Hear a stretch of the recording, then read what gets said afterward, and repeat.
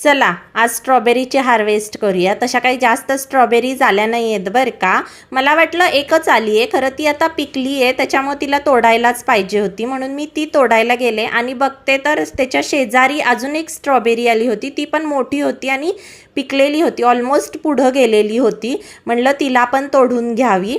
त्याच्यानंतर दोन्ही स्ट्रॉबेऱ्या मी इथे तोडून घेतल्या आहेत. आणि खरं सांगू का, ज्यांना कुणाला स्ट्रॉबेरी लावायला आवडते किंवा ज्यांना स्ट्रॉबेरी आवडते ना, त्यांनी खरंच एखादं झाड नर्सरीतून आणून लावावं. भरपूर साऱ्या स्ट्रॉबेरीज मिळतात बरं, त्या पण ऑर्गॅनिक, कुठलंही केमिकल किंवा काही न वापरता. आणि चव तर इतकी छान आहे ना, टेस्टी लागती स्ट्रॉबेरी.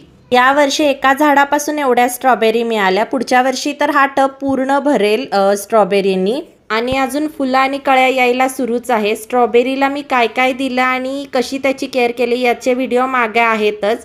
तुम्हाला कसा वाटला माझा आजचा ब्लॉग मला नक्की